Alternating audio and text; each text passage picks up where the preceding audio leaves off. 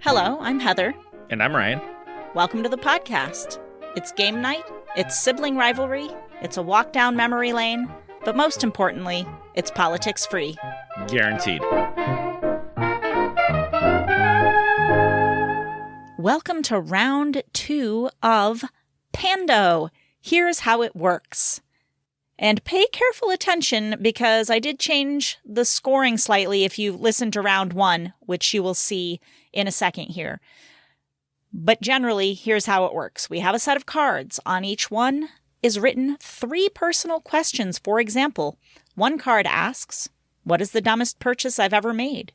Do I like sausage? And can I start a fire without matches or a lighter?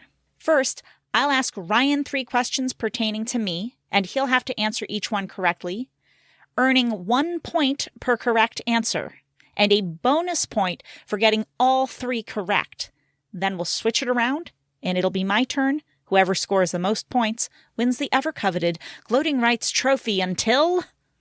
we play again. Yeah! All right, for the record, the dumbest purchase I've ever made is a toss-up between Icelandic wild cod liver and a bunch of useless cat toys. I do like sausage, and I did once start a small fire using a magnifying glass. I don't want to talk about the dumbest purchase I ever made. I do like sausage, and I once started a fire with wood using a drill.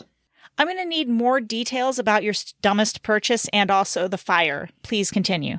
So, the dumbest purchase I ever made, I don't want to talk about. It's a podcast. You can't come here and be like, I don't want to talk about it. Listen, okay, so the dumbest purchase I ever made was a vacuum. I am still embarrassed by this. It's very hard for me to talk about, okay?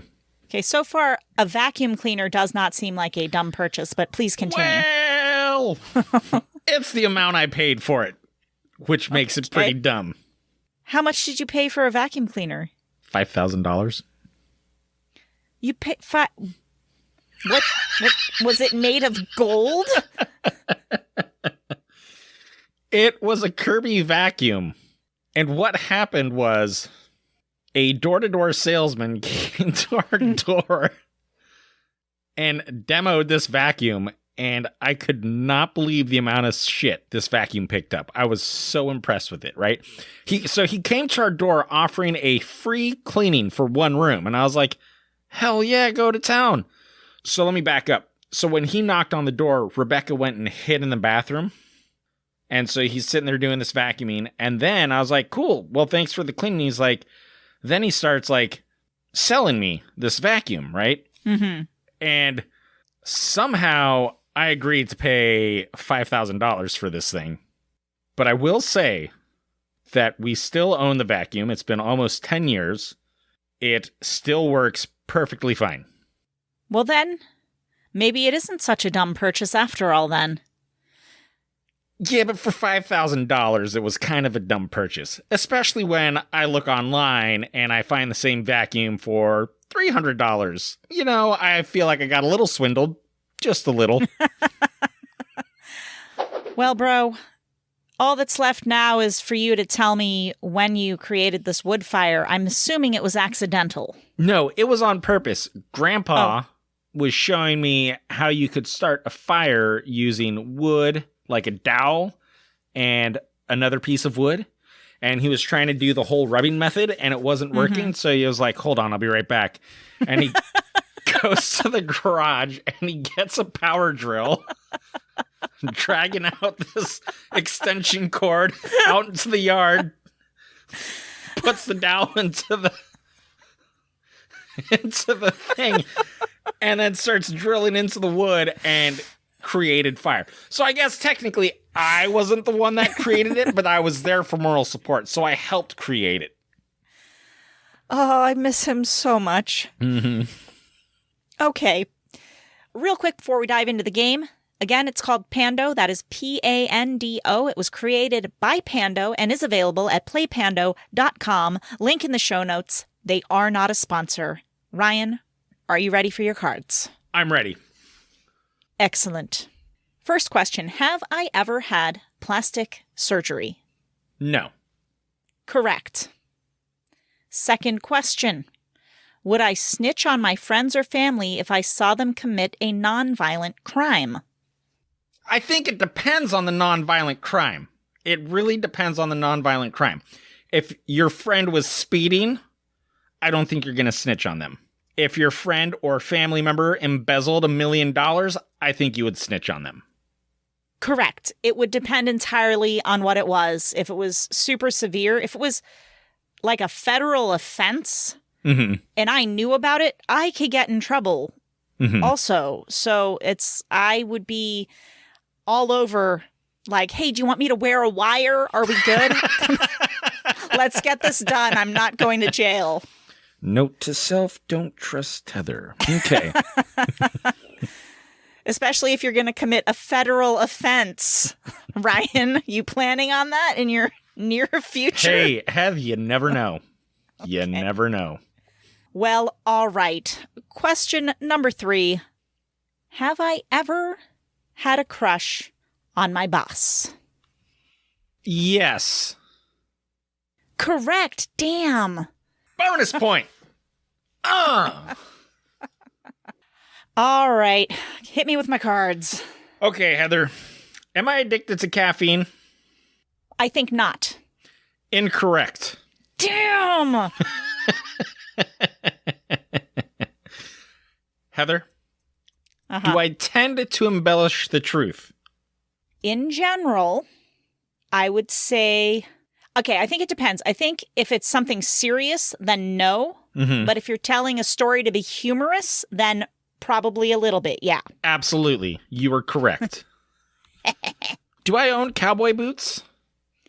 If the answer to this is yes, we're going to need to have a conversation, but I'm going to go with no. Incorrect. You own effing cowboy boots? I don't. I don't own cowboy boots.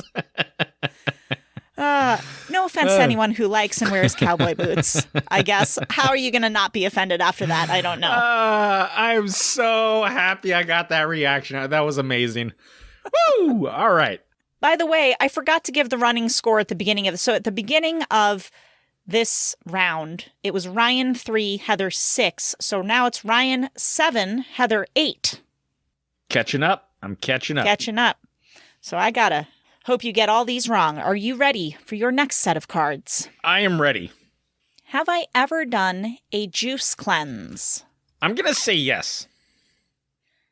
Answer is no. Oh, okay. I have never been able to make it for more than an hour because I get too hungry and I'm like, well, now I got to eat. And the juice cleanse is over. So you did do a juice cleanse? No, I didn't do. It says, have you done a juice cleanse? Not have you failed a juice cleanse. But you did a juice cleanse. An attempt was made, so therefore you did one. Even if it was failed, you still did one. Done implies that I successfully did. Okay, you know what? I don't know. Define do. I'm taking it to the dictionary right now. Go for it. I think it'll be in my favor. Achieve or complete. Definition number 2, a verb. Whatever, Heather. No, okay, fine. I have never done a juice cleanse. Hold up. You started it and you completed it, even if you didn't complete the whole thing. You still finished it. Okay, we're going to move on. Am I good with a grill? Hell no. Correct. In my defense, I have never actually used one, so I might be, but I'm just going to say no because I'm too scared to even turn it on. Heather, if you cook anything like how I remember you cooking growing up, you most definitely are not good on a grill. Okay, excuse me. I am hit or miss, okay? I am hit or miss. Half the time, I nail it. Half the time, I nail it. You must have had all my other halves of the time where it was not good. Oh, I remember one time I had a bunch of friends sleep over. And it was like me and 3 other girls. And so we decided, we slept in and it was like Saturday morning. And then I was like, okay, I'm going to make everybody oatmeal. And it was disgusting. It was the worst thing I'd ever had. And me and 2 of my friends took like a bite of it. And just went to the trash can and threw it out. I was like, don't eat it. Don't pretend you like it. Just toss it. It's gross. And my other friend was like, it's not that bad. She ate the whole bowl. I've never, to this day, I don't understand how she consumed this entire bowl. I will tell you the most impressive cooking fail I have ever witnessed, and she will probably murder me for telling this story, but here goes, was my dear wife managed to burn hard-boiled eggs. She is going to kill you for telling the story. Please continue. So it was when we first got married. Did she light them on fire? Like, did she just take them out and... So she boiled water and she put the eggs, as one would, making hard-boiled eggs, and left the kitchen. And I was sitting there either playing video games or watching TV, one or the other. And all of a sudden I smell this really nasty burning. It's like it smelled like burning hair and skin. Ooh. And I was like, what is going on? And I walked into the kitchen and the water had all boiled off and it was just the eggs left on this hot pot just burning away. And it was hilarious. I mean, I burnt a lot of things, but I will say I have never managed to burn hard-boiled eggs. But sometimes I get the timing wrong, and then trying to peel them is a source of frustration. Listen, that's hard-boiled eggs is one of the hardest things for me to get right. And I have tried every trick in the book, all the different hacks on how to peel eggs, and I cannot, for the life of me, ever peel eggs. Well, Ryan, you're such a good overall chef in general that that's your, what's the word for it? When it's My your kryptonite? black horse. It's your kryptonite. Yeah, that. It's your nemesis, Like, whatever it is. If I was on like a cooking game show and they're like, we need you to hard-boiled eggs, I'm like, and I lose. Not even gonna try. Except they get all these really dramatic close-ups of you being like, Dude, and it would be like that. It would, like you would see me freaking out. Like you would see me freaking out in utter frustration. There would be eggs being thrown, pans being thrown, full-on temper tantrum. everyone giving you looks. You'd be the bad guy of the whole show. They'd use that big time. Okay. Ryan. Yes. Generally speaking, am I naughty or nice? Third question. Generally speaking, you are nice. I would agree to that statement, even though it sounds conceited. Let's move on. I have a story about you, Heather. I don't even know if you remember this. Oh, God. But as you know, us growing up, we did not get along very well. Constantly at each other's throats. Uh-huh. And there was one day we were out on the playground. I think I was probably about 12-ish at the time, maybe a little younger. And you happened to be there, and there was some kid flipping me shit. And you stepped up and laid into this kid and made him feel like an utter asshole, and he stopped bothering me. And then you walked away. And I was just dumbfounded, like, did that just happen? And this girl next to me goes, I wish my brother would stick up for me like that. And I was like, yeah, I got a cool sister. It's the right. It's the older sibling right. It's like you get to pick on your younger sibling as much as you want, but the minute somebody else does it, you're like, fucking back off now. What did you say to my brother? I will fucking kill you. I once saw this guy started picking on this little boy.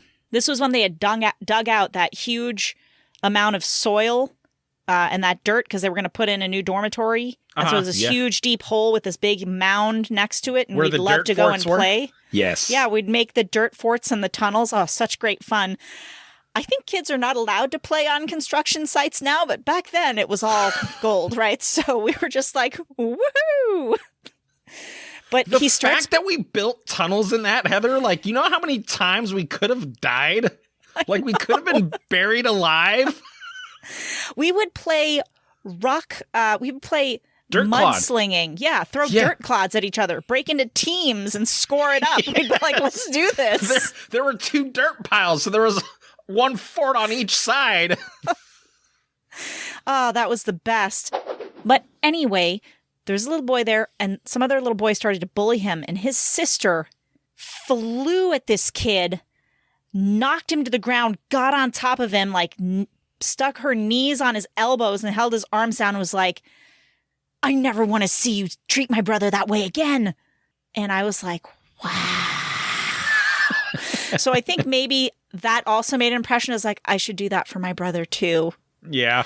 Anyways, that's the 90s for you. Mm-hmm. Big sibling stuff. Listen, Ryan, Yes. hit me with those cards, those questions. Okay. Do I have a birthmark? Yes, you do. Incorrect. Moving on. Nope, back it up, because that's a big fat lie right there. Liar, liar, pants on fire. That is true. I have 2 birthmarks. Can I drive stick shift? Yes. Yes, Heather, that is correct. Have I ever defecated outside? I'm going to go with a yes on that one. Maybe. Maybe counts as yes in this game. All right, so let's see. That brings our final score for this game to 9 for Ryan and 12 for Heather. All right, I'm only 3 behind. I got this. I'm gonna catch up and kick your ass next week. And if you do, seriously, if you win this game after winning the last 2 games, I will pick a game with no score for number 4, because I can't do it 4 times in a row. But for now, I get the Gloating Rights Trophy in your face. Whoops. Now it's time for research inspired by this week's game. I decided that this week we would explore what to do to properly go doo-doo outside. First of all, prep. Try to go before you end up needing to suddenly pull over on the side of the road and go. But if you're in a pinch, pun intended, here's what you do. This is how you poop outside. You're going to dig a hole. You're going to go 200 feet away from any water source or trail or campsite. You're going to dig a hole. You're going to go in the hole 6 to 8 inches. Don't go too deep and don't go too shallow, because the bacteria that break down poo is at 6 to 8 inch level. So you don't want to mess with that. Bring toilet paper to wipe with, but don't litter it. Put it in a Ziploc bag, because that's awesome and fun to have around. Use hand sanitizer to clean your hands. Now, what if you have to go outside and it's snowy or super cold and you can't dig a hole? Well, you know what? Why don't you just poop right into the poop bag? How about that? Just have some poop bags and poop into the poop bag, or poop on the ground and scoop it up with the poop bag. I've never tried to poop into a bag, so I'm not sure how that would work out. But hey, that's not what it says to do. Just do what it says to do. Get yourself some waste alleviation and gelling bags, WAG bags. I guess the gel in there makes it so you can throw it in the trash can after that. Interesting. Now, all of this is obviously if you're prepared, you know you're going to be outside or needing to go outside, you're hiking, you're in the wilderness, whatever. However, what if you're not prepared? What if you're driving along a highway and it's 50 miles to the nearest rest stop and you just can't hold it anymore? You're going to stop and poop it on the side of the road. Okay? Which might technically be illegal depending on where you are. Probably, yeah. But if you're not going to make it 50 miles, there's nothing else you're going to be able to do in that. Maybe go into some tall plants, and I'm going to leave it there if that's me. And I'm going to hope there's still some wipes in the car and we didn't use the last one yesterday. Leaves, Heather. Just make sure it's not poison oak. Also, sometimes there'll be like little construction sites with porta potties. Like if I ever see a porta potty, I'm not above stopping and using one in an emergency, even though you're not supposed to pull over. Right. On a highway in particular. Ryan, there's one more thing to this. Okay. One thing you can do is hold it longer. You can strengthen your anal sphincter by doing Kegel exercises. So that Maybe you don't have to pull over if you do these every day. Here's what you do. You relax your abdomen and your buttocks, since that's not what you're trying to exercise. You're going to spread your legs slightly apart. You're going to squeeze your anus and pelvic floor muscles as if you were trying to stop peeing. Mm-hmm. Hold it for 5 to 10 seconds. Gently release and do that 5 times. And just do that every day. These are actually exercises they encourage pregnant women to do. Yeah. For when it comes time to have the baby. And then you can start adding weights and just really get those muscles ripped down there. Just have like a ripped ass hole. Can you describe how one would use weights in this scenario? Hey, Ryan? Use your imagination, Heather. You just stuff a 10-pound weight up there and you just squeeze your pelvic floor muscles and you hold it up there like you're trying to take a 10-pound shit. Next thing you know, you're going to have Arnold Schwarzenegger asshole. Or you're going to be in the hospital. Whatever. Who knows which way that goes? It's time for stories inspired by today's episode. As I have been, I got these from Reddit, but I'm going to mention it every time. We would love to hear and share your stories. So shoot us an email, thepoliticsfreepodcast@outlook.com, or visit Instagram @thepoliticsfreepodcast and message me on there. Let us know the stories. If anything in here has reminded you of that, keeping the tone light and fluffy and humorous, as is the tone of the podcast. We're dying to share them, so send them on over. But for now, we're going to go to this question. Redditors, what was the stupidest lie that ever blew up in your face? From Eat More Fiber. Interesting. It does fit very well with the theme, which I'm proud of. I was shopping with my then girlfriend at Nordstrom's and grew bored, so I started chatting with the associate at the register while the girlfriend browsed. I had recently purchased a deeply discounted Lacoste fleece at TJ Maxx, discount retailer, and was wearing it that day. The associate started asking all kinds of questions about it, where I got it, how much I paid, etc., saying that he wanted one for himself. For some reason, the shame of telling a Nordstrom's employee I got it for 90% off at TJ Maxx was too much for my teenage self. So I lied and said my girlfriend had bought it in France. Cue the girlfriend coming over to check out. The associate, of course, complimenting her taste in clothes that she bought for me. Mass confusion followed by embarrassment for me. No reason to lie. Every reason to think he would ask her about it. No benefit to myself. Definitely my stupidest lie ever. Awesome. I love it. By the way, the Nordstrom employee probably also shops at TJ Maxx. Just calm down. Probably. From a deleted account, 6th grade.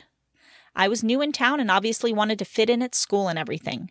South Park was just getting big at the time, and kids were running around saying Stan and Kyle's line, "You killed Kenny, blah, blah, blah." Actually, it's, "Oh my God, they killed Kenny." Anyway, I didn't hear of the show and much less get the joke because my family didn't have cable. One day at lunch, someone asked if I watched the new episode last night, and I brilliantly said, "Nah, I only saw the one where they killed Kenny." Bewildered faces all around the table. I found out a week later they kill him every damn time.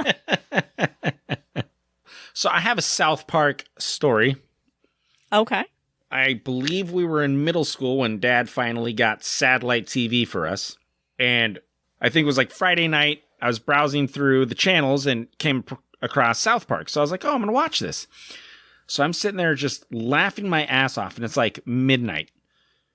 And then I woke Dad up and I immediately was like, oh, I'm in so much trouble because this is like such an inappropriate show. And I thought for sure Dad was like going to chew my ass for watching this show. And he sat down and watched it with me. And we shared in quite the laughter that night watching South Park. Yes, I remember clearly Dad loved South Park. He even bought T-shirts that said, "Oh my God, they killed Kenny," because his name was Ken. Oh, yeah.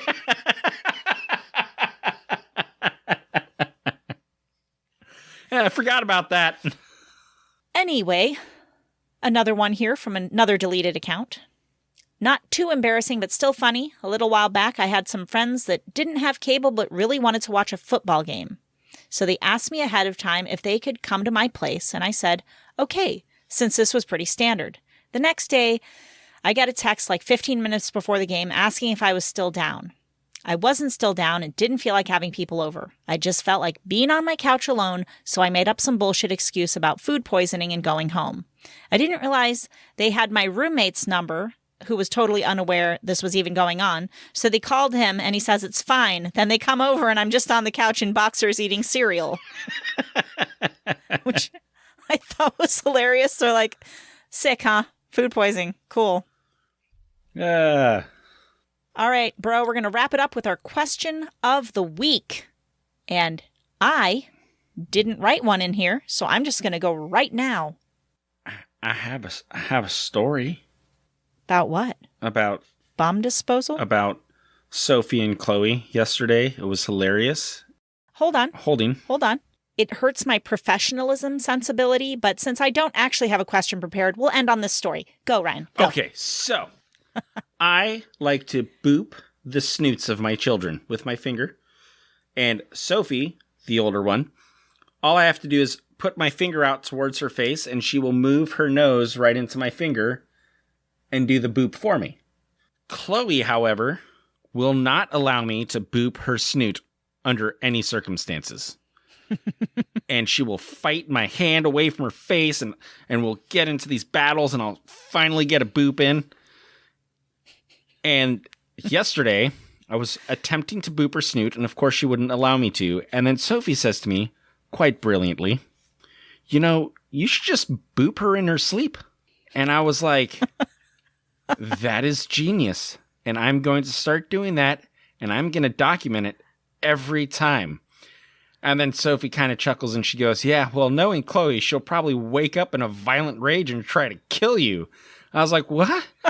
And she goes, so Chloe, you have to know, sleeps like a rock. It is impossible to wake this girl up. So Sophie's like, yeah, there's one time she was asleep on the couch and had her bag of chips in her lap. And she's like, and I snuck over and I was reaching down inside of the bag real carefully and I grabbed a couple chips and I started coming out of the bag and then the bag crinkled and Chloe woke up out of a dead sleep, grabbed the bag in my hand. She said, don't eat my chips. Oh my God, you crinkle one chip bag and she turns into the Exorcist. That is hilarious. Thank you for that story, Ryan. You're welcome. No thank you, Heather, for not having a question ready. How dare you? And thank everyone for listening. Please share the podcast. And I'm going to tell you real quick why I ask this at the end of every episode. And that's because the number one way that somebody finds a new podcast is because somebody tells them about it. Mm-hmm. Like 70% of all podcast growth comes from just straight word of mouth, somebody telling somebody about it. So it's like I could do all the advertising in the world and it still would not get me as many people as somebody who loves the podcast going ahead and recommending it to another person. So that's what I'll ask. I'll ask you to recommend it to somebody until next time. Until we meet again. We play again. Until we play again.